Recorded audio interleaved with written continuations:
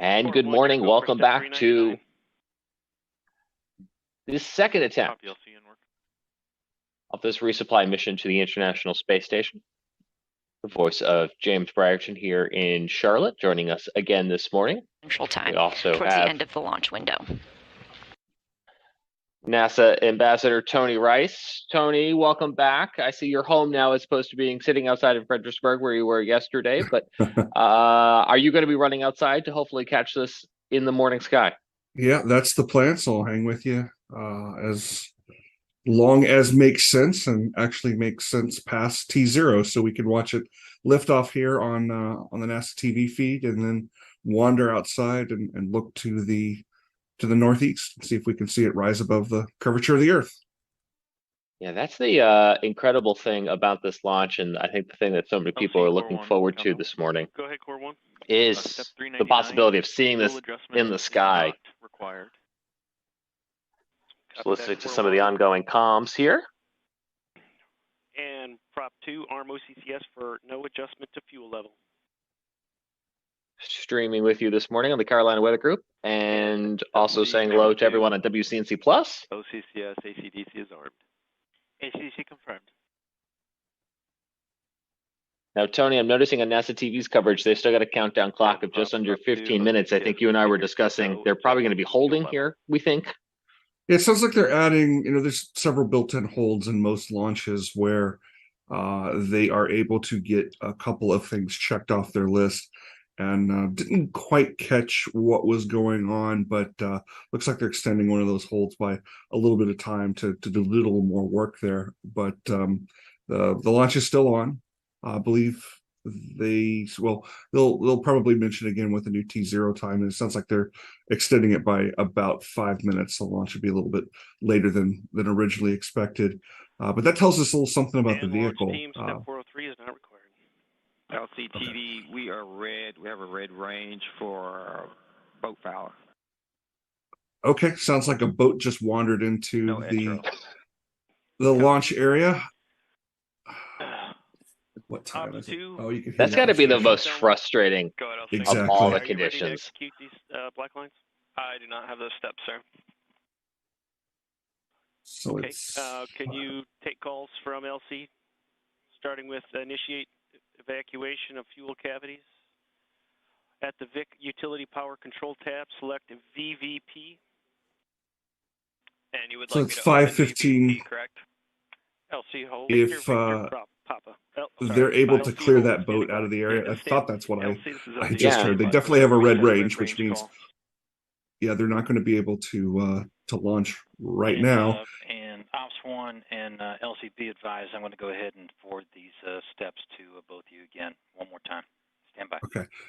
So it might take them, if they can clear that boat in 15 minutes, then they would be able to go ahead and launch. Don't see how that's going to be possible. We can listen for a few more minutes and see what happens. There's so many different conditions to go into getting this safely off the ground. Yesterday, we had a scrub due to a fire alarm in the control facility, which was the first time for me in my scrub bingo. To Kevin Copy. Boats in the safety area is unfortunately not a first time. Probably one of the most frustrating because that's a human error situation as opposed to atmospheric preventable. problem. Yeah. Mm-hmm.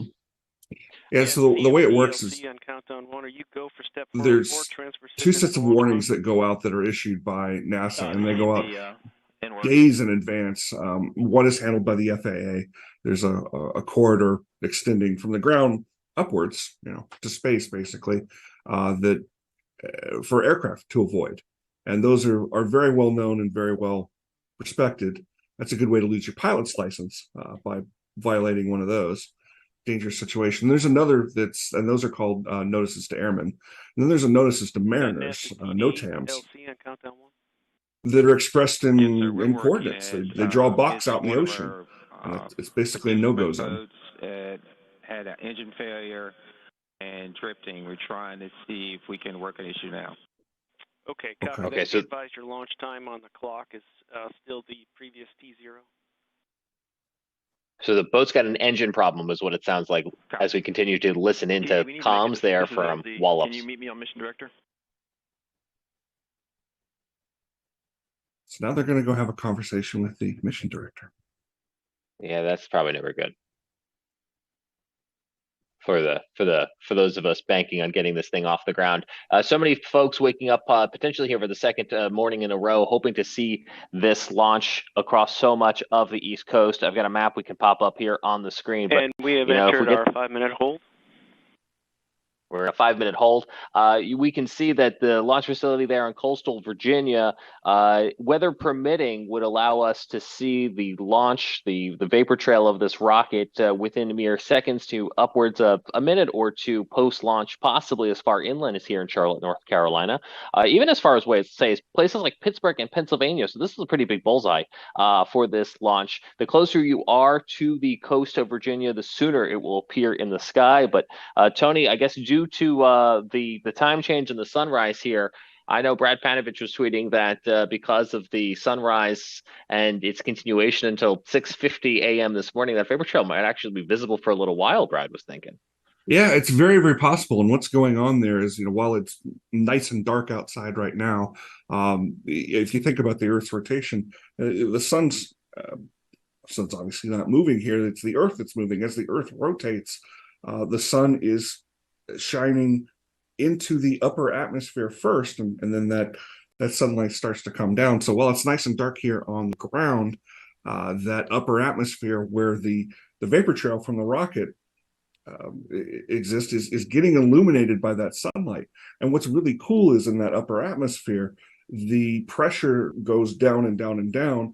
So what is a relatively small and tight vapor trail at the ground level ends up expanding as it gets up into that thinner upper atmosphere. So see this kind of widening of the vapor trail. It almost, I've heard it described as looking like a jellyfish hanging in the sky. We're hoping to see something like that today. That would be pretty incredible to see. We're taking a look now at a couple of cameras that are positioned. These are across the Charlotte area. You can still see we have a few low-hanging clouds, even a dense fog advisory in places. So that could this is certainly CMD step 410. Cygnus is launch mode and nominal. Copy that, CMD. Check step 404. So they're still moving ahead, it sounds like, at least for right now. I think they're hoping they can get that boat towed out of there. I don't know how far into the launch zone it is, but as you were mentioning earlier, there's that area off the coast there that if the rocket were to malfunction or have a safety abort, they need to be able to safely bring that back down without hurting anybody. And the trajectory brings this out towards Bermuda, where they'll have a tracking station as well. Is that right, Tony? I believe so. I believe that's where one of the tracking stations is. And they're also tracking it from space using NASA's TDRS network of communication satellites. LCTD, we're green. Okay. Sounds like I got the problem solved. LC copies. LC, this is LD, proceed. Ops 2, initiate evacuation of fuel cavities. And it's important to remember, too, we're talking about when the sun rises. And opening VVP on my mark. 3, 2, 1, mark. 10, 20, 19. The sunrise at Wallops Island, Virginia, which is just a little bit south of the Delaware border, out there on the Virginia eastern shore, it rises a good 20 minutes than it does here in this part of North Carolina. Yeah, that's a good point, because as you're sitting in Raleigh, you're closer than I am, but it is still both off to east for both of us. The stream that there is a delay from what you're seeing on the stream. And MES1 standing by for step 2. And yeah, so that's a good reminder for the public information officer. So in the Atlantic region, and you're hoping to go out and be able to see the rocket ascend. So again, take that into account. At this time, I'd like to proceed with final countdown poll. GSO. GSO, go. RSO. RSO, go. TD.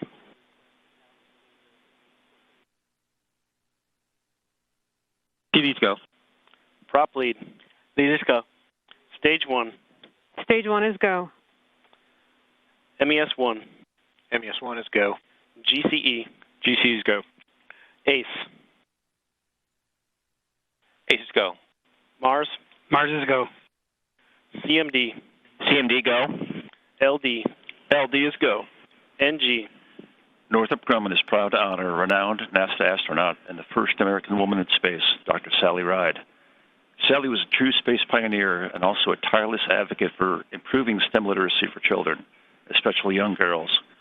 Sally has inspired millions of students, and her legacy through Sally Ride Science continues to have enormous positive impact on STEM education across the nation. During her spaceflight missions, Sally was known to spend her free time gazing down at Earth. Hence, it is an honor to return her legacy to space to once again enjoy the view as the SS Sally Ride and Northrop Grumman are go for launch. Go to proceed with final countdown. MES-1, do we have status on step 2? LC MES-1, evacuation verified. And Ops-2, terminate engine evacuation. And VVP is closed. 10:22:41.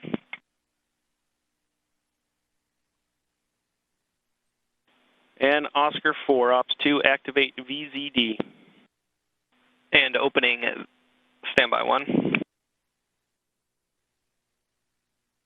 Opening VZD on my mark, and 3, 2, 1, mark. 10:23:03. Just going through some of the final checklist items. What you were hearing there, the Northrop Grumman officer and gave a little speech LC there. on countdown 1. Go ahead. Each one of the steps 405 Cygnus, and 406 still not required. Stand by. Cargo spacecraft are named for somebody that had a big impact on spaceflight, and they chose for this particular flight to name it for Dr. Sally Ride, which I think was really really nice. A lot of times you've not heard of the people they've named it after. Their internal folks within Northrop Grumman who've had a big impact on the company, but this particular one you might remember her name.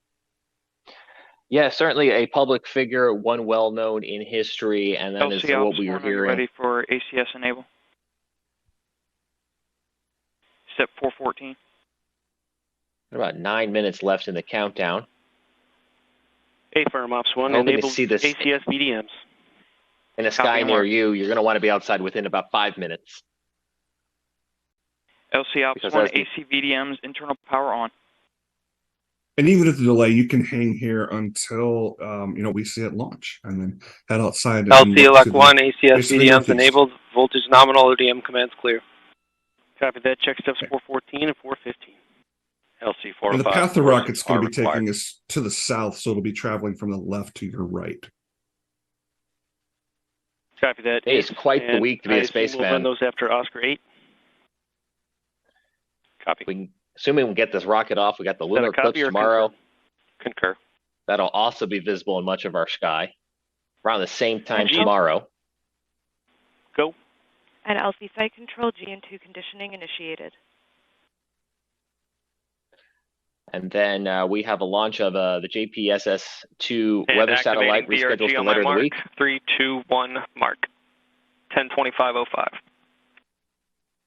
And I know Tony and I are both hoping to get Artemis off the ground next week. So what a very exciting week, Tony, it is to be a space fan.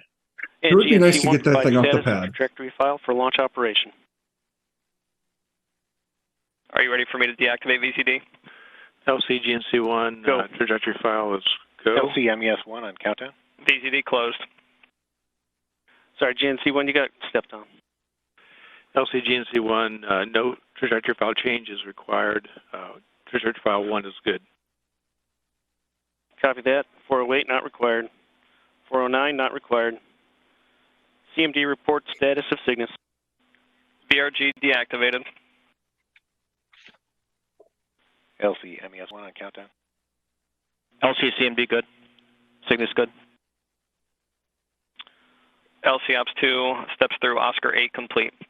Copy that. And what you were hearing there with Oscar the 8 trajectory complete. file they were referring to, they have the opportunity to upload basically Ops 2 405, initiate fuel inlet steering valve data position override. In work. up to the rocket, up to the last very moment. So it sounds like they're confident LC properly with the timing. Verified. 418.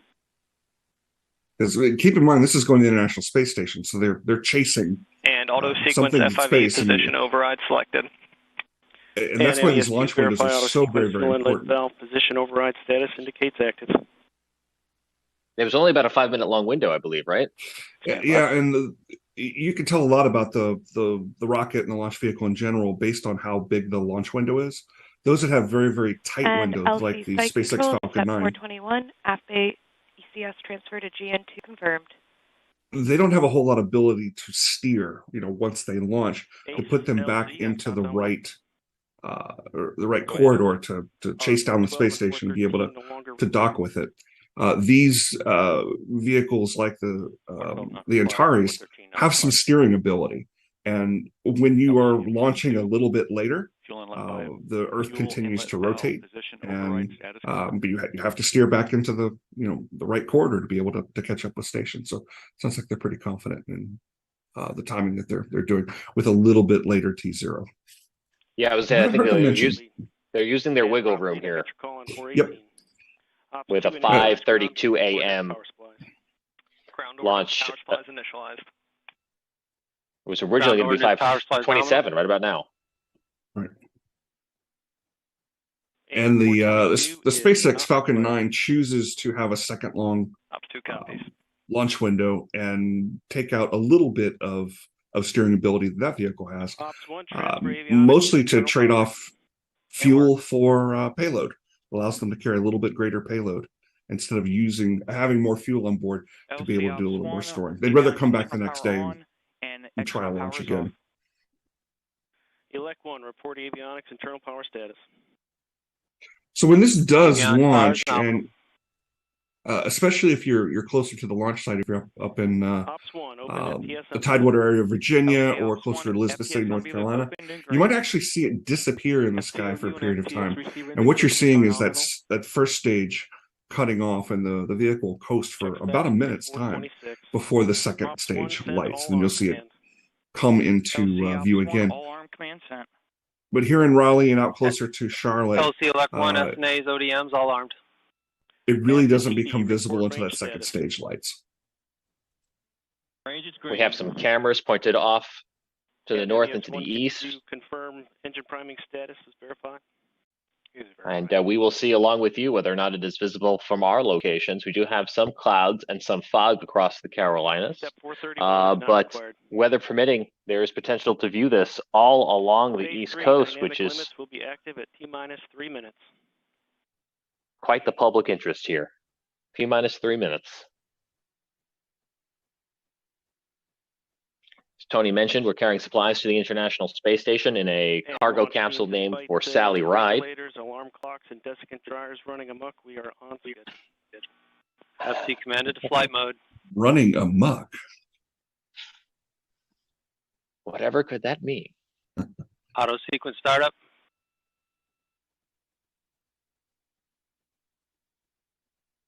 Yeah, I'm just looking at the GOES image right now, and I've got a nice swath of clouds over my location ODM bus here in voltage Raleigh. and current nominal. One there in Raleigh, or they're in Charlotte. Yeah, Weather Service has a dense fog advisory out for us and so much of the central portions of North Carolina. You could maybe carry your phone outside with you and attempt to look up in the sky, but then come back to these views provided by NASA as we are now about 2.5 minutes away from launch. Ready for nav mode.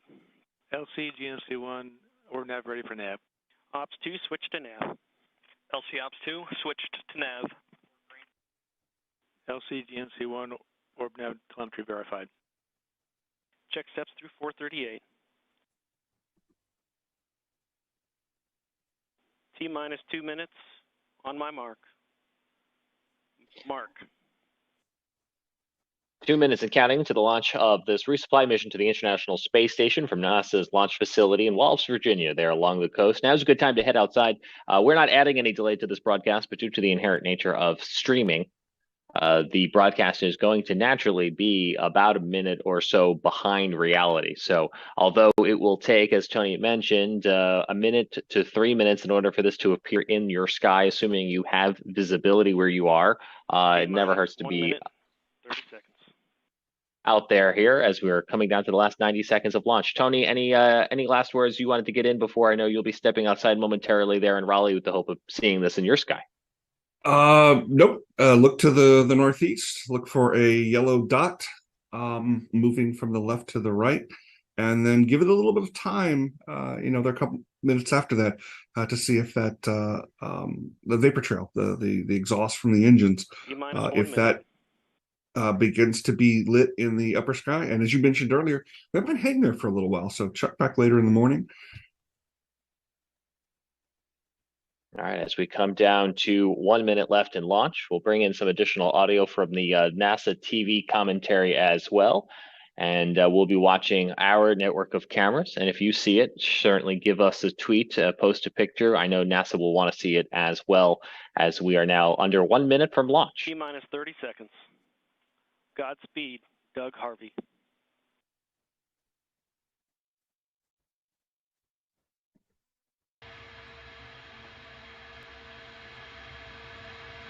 T-minus 30 seconds. Godspeed, Doug Harvey.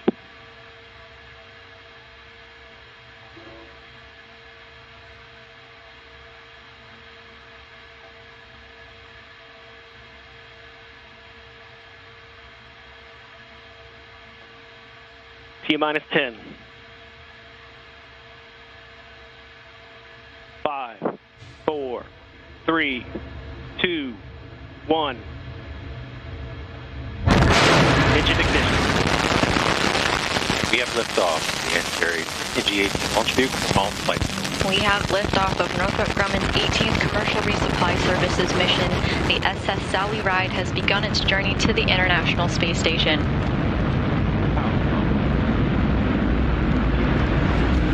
The first stage is performing nominally so far.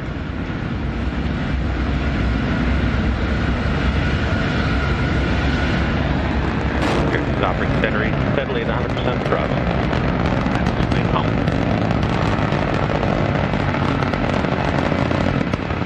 Nominal. And sure enough, the rocket disappearing into the kind of relatively low cloud cover. Here's a computer animation of what is now happening with the rocket as we continue to watch the sky in the East Coast for possibility of seeing this dot from where you are, weather permitting. 1 minute into the flight, no issues are being tracked with the Antares rocket. We are passing through Max Q. There's a tracking shot from Wallops. Remains nominal.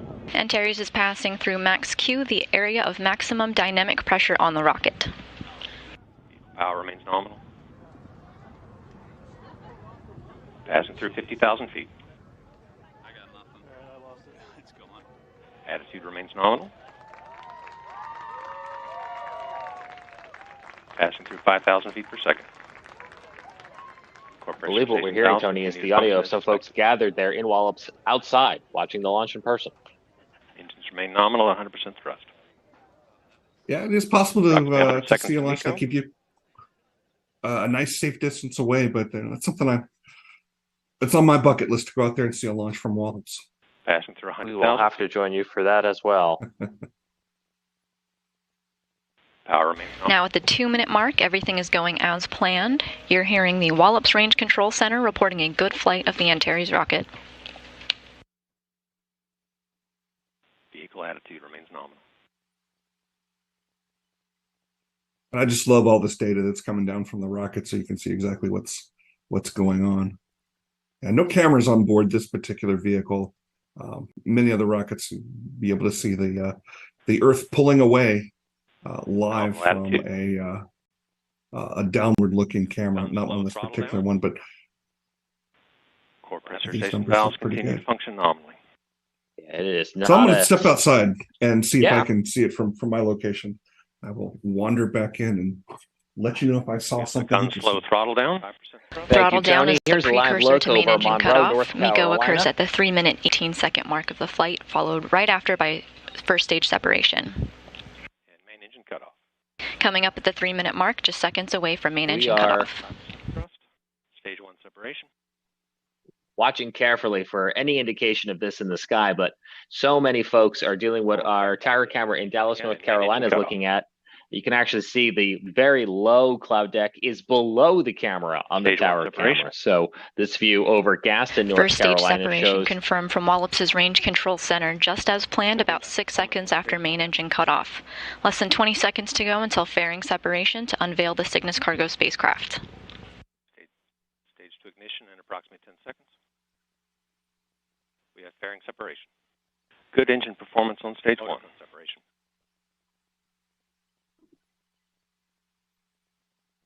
A look in Kannapolis, North Carolina. Approximately 10 seconds. We have where again the low cloud Fairing deck. separation is confirmed. Cygnus is now outside of its protective shell and is continuing to climb into its preliminary orbit. The stage 2 Caster 30 XL stage 2 ignition. And with stage 2 ignition, the second stage engine will burn for about 2 minutes 46 seconds. Attitude remains nominal. The stage 2 Caster 30 XL motor will burn for approximately 2.5 minutes.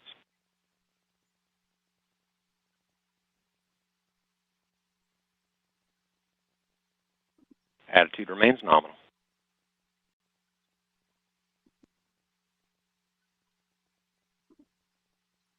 Stage 2 TVC is nominal. Electrical power remains nominal. Check our comments here. If you're able to see it where you are, feel free to drop a comment. Attitude is nominal. Where you are watching live.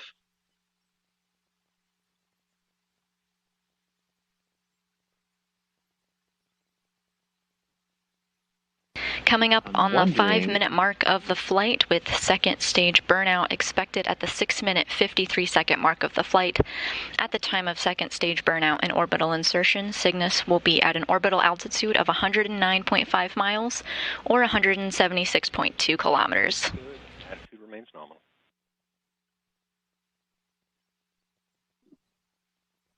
Stage 2 TVC is nominal power.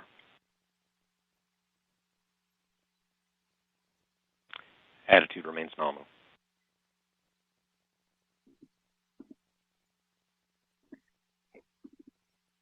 As we continue to listen into commentary from NASA, we're watching and waiting to see what views of this rocket may be visible along the East Coast. And 60 seconds remaining in stage 2 burn. Tony mentioned it could have looked like a squid in the sky at certain points. If you take a look at this camera from the College of 6 minutes into the Charleston. flight of Northrop Grumman's Antares rocket, under a minute now until stage 2 burnout and orbital insertion. I think we might have a view here on this camera from Charleston looking to the north and to the east. It is unfortunately obscured by a building on the right-hand side of your screen, but that is a very interesting feature in the morning sky there that could very well be this rocket being seen now over the coast of South Carolina. That is something I have not seen on this camera before, so I don't think it's any sort of reflection on the lens. I believe this camera is capturing what folks with a clear view of the launch might be able to see up and down the East Coast. Certainly a spectacular view, maybe a potentially alarming view if you didn't know exactly what was happening. Both beautiful and impressive here at the same time. You can see it kind of now dissipating off to the right-hand side of the screen. Unfortunately, that building is square in the middle of the visibility, but enough of it being seen there that it might paint a picture for you on what exactly the best viewing opportunity for this could have looked like along portions of the East Coast. That does seem pretty plausible. That is what it tends to look We're like. continuing to hear good call-outs across the board. Everything is nominal at the stage of the flight. Charleston is kind of the lower limit of where you would see something like that, so that it would be that close to the horizon makes some sense. And it was probably a good 2 or 3 minutes after launch too. That sounds about right. Yeah, nothing visible here in Raleigh. The clouds are just too thick, and the clouds themselves get illuminated by the by light pollution.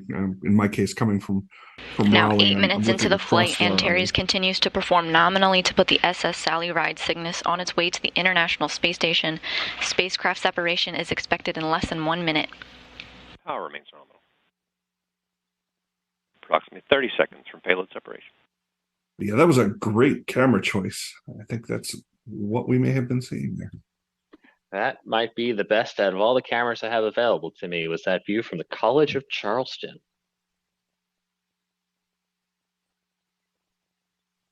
We'll go over here and watch some of the comments for those of you watching us live on YouTube.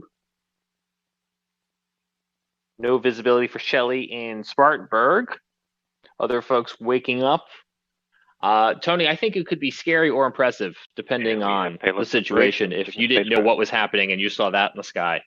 Spacecraft separation is confirmed. Antares launched at 4:32:42 a.m. Central Time, 5:32 a.m. Eastern, at the end half of the launch window. At the time of launch, the International Space Station was flying over the Indian Ocean southwest of Australia. So yeah, wrap your head around that. Let's maintain our discipline, close out the pad, proceed with our post-launch checklist. Step 448, Prop 1. Could you give status on pulse purging? LC Prop 1, first helium pulse purging cycle is complete. And so as the spacecraft was separating... You can see some celebration from the Range Control Center at NASA's Wallops Flight Facility. Cygnus has successfully separated from the second stage of the Antares rocket, and at this time, operations of the vehicle will move to Dulles, Virginia, under the direction of Northrop Grumman's Cygnus flight controllers. It was over the Indian Ocean as it was separating, which is kind of fun to think about. Just a few minutes ago, it was sitting on the ground in Virginia. They got there so quickly. As I pulled down some of the audio from NASA so we could wrap this up, as they are also wrapping up their commentary. And that look at the Flight Control Center there for Northrop Grumman and Dulles. That's the room that had the fire alarm yesterday, if I recall correctly. That is correct. There's a launch control center there in Wallops that is responsible for the vehicle while it's on the ground and during those initial stages of launch. But the Cygnus control center there outside of Dulles is going to take over on its trip the rest of the way to the station, where it will be grabbed by a robotic arm and basically plugged into the side of the station, and they'll crack open the hatch and start pulling out their goodies. There's always a couple of surprises that are in there for the astronauts that they're eager to get. Some fresh fruit, for example, is often aboard these cargo missions, something a treat for them. And then all the science that we were talking about earlier, the different missions, different experiments, I should say, that they'll start working on here pretty soon. Yeah, 8,200 pounds of research, crew supplies, and hardware. And I know so often we're talking about all those specific, scientific things aboard, but it's quality of life things, as you mentioned. Maybe some goodies, maybe some candy. And I know yesterday you mentioned clean laundry, because there's no laundry facility on the International Space Station. That's correct. There's something I haven't quite figured out how to do yet. We're definitely going to have to figure that out, but for now, we send up clean laundry. Tony, before we go, reminding folks that this is kind of just kicking off a great week to be a space fan. Tomorrow morning at about the same time, a lunar eclipse visible kind of low to the sky here on the East Coast due to the timing where you'll be able to see the eclipse begin and peak, but then I think the moon's going to set before it actually returns from totality. It's great. We get to see almost all of totality. The last couple minutes of it, will be at moonset. And when you read these things online and look at these numbers online, you know that you're actually going to miss just a little bit more of it, because we don't live on the coast unless you're watching us from the coast and don't have a clear horizon. So that bottom 5-10 degrees at least of the sky is going to be blocked by trees and houses and things like that. But yes, we're going to see totality begin and almost all the way to the end of totality. And pretty rare thing to have a total eclipse on election day. I did a little bit of math, and yes, since the law was passed in the 1800s that set election day for the entire country on the second Tuesday after the second Monday in November, this is the first time there has been a total eclipse visible from the United States on election day. Yeah, it's going to be a very busy day for sure. We'll have the launch of JPSS-2 rescheduled for Thursday. That'll bring a new polar orbiting weather satellite up into space, if they can get that off the ground. And then the first of 3 launch attempts with the return, this next sequence for Artemis will be 12:07 a.m. early Monday morning. I would say socially, it's you staying up late Sunday night in order to see it. And then we have 2 other launch attempts that will follow later on that week if needed. All of them increasingly getting later into the evening / earlier into the next morning, depending on how you want to look at it. We will have live coverage of that wherever you are watching right now, albeit the Carolina Weather Group platforms, WCNC, Charlotte. So be sure to like and follow wherever you are, because it's going to be a very exciting week full of lots of science and lots of cool space and tech. And Tony, we always appreciate your time and perspective. It helps enrich all of us when you're able to walk us through what we are seeing, why we are seeing, and when we're going to see it. So we appreciate you.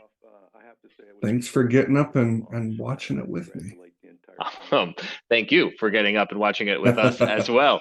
That's going to wrap up this live coverage. And we will see you back here for continuing coverage of all of the cool space, science, and tech that are to follow over the course of the next few days. Don't forget to send us your pictures. You can send those on Twitter if you were able to catch the view this morning, or maybe the view tomorrow of the lunar eclipse. On behalf of Tony Rice, NASA Ambassador in Raleigh, I'm James Brierton in Charlotte. Thanks for joining us. We will leave you now with some continuing commentary from NASA TV. They will take it through the airlock and install it at the base of a solar array wing so that it can be a support structure for a future set of rollout solar arrays. So there's direct support of the spacewalk with the hardware they will use, but there's also some indirect support. Cygnus will be bringing up some food treats for the crew, so indirectly supporting the operations with some much-deserved treats for the crew. They will have their usual menu, but they will also have some special requests like peanut butter, olives, several cheeses, and even pumpkin spice cappuccino. And the team has loaded some fresh fruit as well, apples, blueberries, oranges, and some ice cream in the freezers, chocolate and vanilla, and some of the special flavors that the crew has requested. So, good times.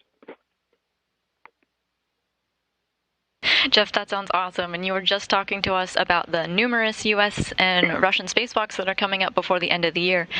But that's not the only thing the flight controllers have their eye on in mission control. Can you tell us a little bit more about what's on the horizon for the rest of the year? Yeah, absolutely. Yeah. So for the next few weeks, the team will be very busy with visiting vehicle arrivals at ISS, science being conducted, and the 7 upcoming spacewalks. The arrival of NG-18, as well as a SpaceX mission later this month, will have the flight control team and the crew busy getting the space station in configuration for the berthing and docking and for the thousands of pounds of cargo transfers that the crew will be doing. We have a lot of science that needs activating and tending to quickly after it arrives. There are numerous payloads that fall into this category of needing immediate attention, U.S. payloads as well as international payloads from our European and Japanese colleagues. And with the 3 U.S. and 4 Russian spacewalks in the same time frame, the ground team is very carefully managing the crew's time. And it's really not that easy trying to juggle as many tasks as that we're planning to be doing. So a very busy time on the ground and on board. Having said that, we are hoping to be able to give the crew and much of the team the Thanksgiving holiday off. And back to the food theme, the crew will have holiday food available to help celebrate and take a short break. Also, something else this month we have is the Artemis mission. The targeted launch date is November 14th, and the teams are working to make sure ISS, SpaceX, and Artemis coordinate shared assets and can all complete our missions without issues. So Cygnus is expected to arrive at the space station on Wednesday, November 9th, with a rendezvous and capture early in the morning.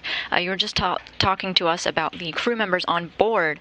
Can you tell us a little about the milestones that we should expect for Nicole Mann and Josh Cassada? Absolutely.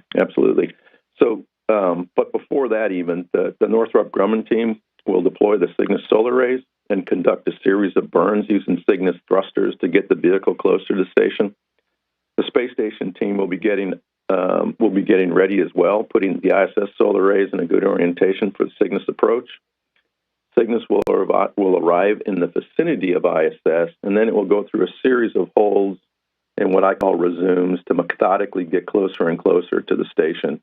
And then it will remain steady for its capture. Astronaut Nicole Mann will be driving the Canadian arm for the capture, which is planned for at around 4:05 a.m. Central Time on Wednesday. She'll get assistance from Josh Casada with cameras and procedures as she maneuvers the arm to reach out and grapple the Cygnus. The crew, of course, had ground training on monitoring the Cygnus as it approaches and with the Canadian arm operations. But the crew has also been preparing on board the station with simulations and actual movements of the arm in practice sessions.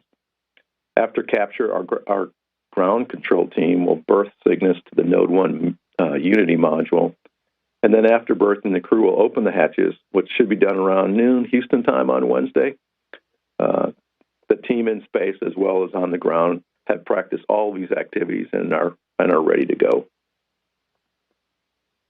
Jeff Ahrens, thank you so much. Yeah, appreciate it. Thank you. So that's what this is all about, the continuous research contributions made in microgravity and assisting our astronauts who make it happen. We heard about some of the science on board. We heard about the mod kit launching on Cygnus for a November 15th spacewalk. And we even heard about the peanut butter and pumpkin spice cappuccino heading their way. To recap today's events, an Antares rocket launched from the Mid-Atlantic Regional Spaceport on Wallops Island, Virginia at 4:32 a.m. Central, 5:32 a.m. Eastern, towards the end of the launch window while the station was flying over the Indian Ocean. It brought the SS Sally Ride, a Cygnus cargo spacecraft out of Northrop Grumman, into its preliminary orbit. And while we won't cover this event live, the next major milestone for the spacecraft is to deploy its solar arrays. 2 days from now, on Wednesday, November 9th, Cygnus will arrive at the orbiting laboratory. Our coverage of rendezvous and capture begins at 2:30 a.m. Central Time. Cygnus is expected to be robotically captured at the controls of NASA astronaut Nicole Mann and Josh Casada around 4:05 a.m. Central. We'll continue on with live coverage of its installation to the space station, a job conducted by robotics controllers here in Houston. These ground controllers will bolt Cygnus into place on the Earth-facing port of the Unity module. Throughout the week, the astronauts on the space station will work to unload the cargo, and Cygnus is expected to stay bolted to the space station for about 2.5 months, and until its departure, currently scheduled for January 2023. Thanks for joining. This is Mission Control.